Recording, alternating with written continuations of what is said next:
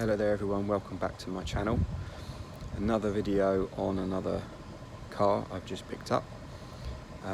Spares or repair, marketplace, relatively cheap, with a fault. So without further ado, let's have a look around it. Okay, so this is it. It's a 2002 Range Rover, they would call full fat. It's the 4.4 V8 petrol. It's got the BMW engine in it. It's got LPG.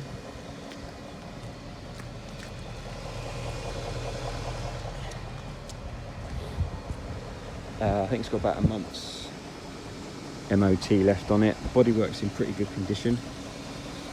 Tyres are all good. It's had a lot of money spent on it. 140 something. 143,000 miles. I'll come back to that in a minute. All the tyres are good. There's a slow puncture. I'm not sure if someone's overdone it a little bit with chrome. Sometimes they can look good.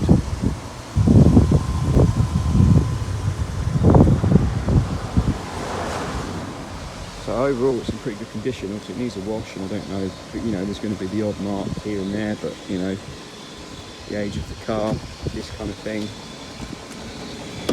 and sorting out this kind of thing.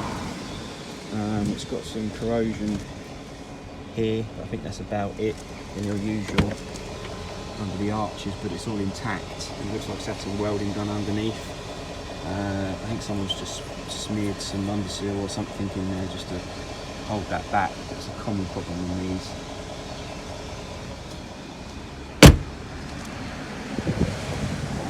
So yeah, not bad. It's an SE with some Vogue specs in it, which is weird.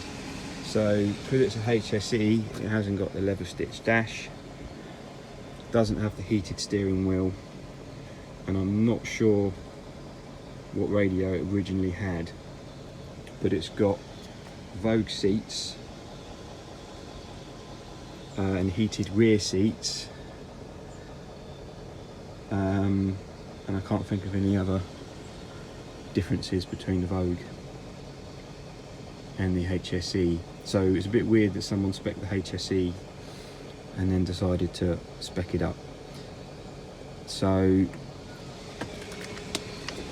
but then I suppose that happens. So, you know, the leather's all pretty good condition.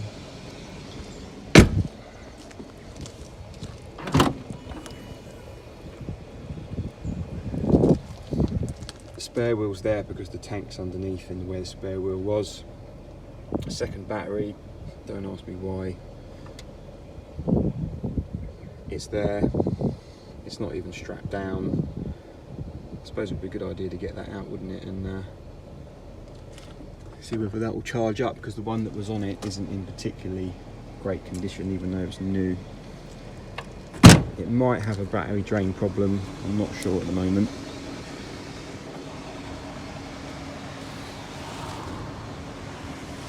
So inside, seats in pretty good condition.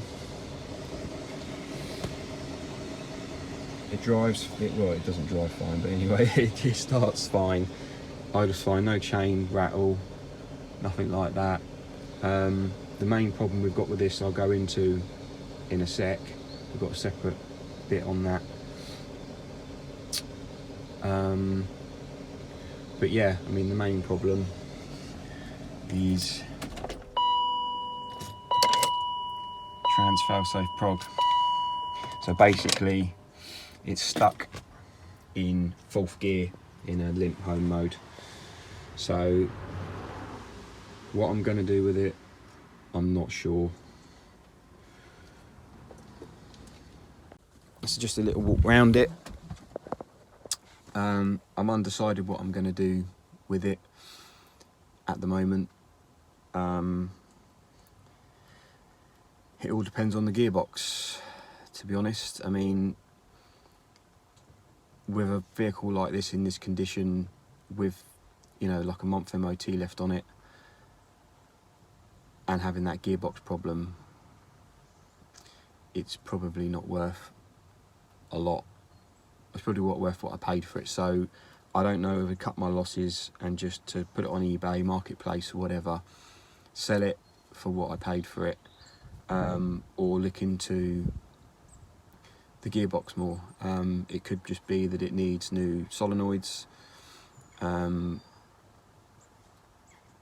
new valve pack that bolt to the bottom, or what, I don't know. So that's going to be it for this video. Just a little walk round, show you what I'm doing. Hopefully there might be another video on this, depending on how far I go with it. It's got other, you know, the door handle doesn't work from the outside, which keeps catching me out every single time I shut the door and I go to pull on it. I'm like, ah. So I've got the cable, Amazon, 13 quid, Prime, you've got to love it. A few other little bits and pieces that need doing, nothing major. I think it needs new rear pads, brake pads. I think I need to get it up on the lift. I need to have a look underneath it. I've been underneath it, but not on a lift.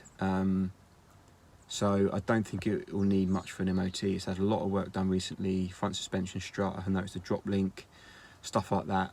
And the service history, it's got the original Range Rover book pack, which is pretty well stamped up till recently. And it's also got this folder separate full of receipts back from when it was new, the LPG conversion, the certificate. I'm told it works, but the tank's empty and I haven't tried it, so that will be something I will be doing if I keep it. So that's it for now for me. I'm gonna sign off. Please subscribe for future content. It'd be nice to get up to that 1,000 mark. That would mean the world to me to have, you know, at the moment I can't remember how many I've got. It's going to take a while, I know, and I need to keep pumping out those videos. I know I'm going to try and do that. I keep forgetting to pick up the camera / phone and record what I'm doing. So like, comment, subscribe. Bye.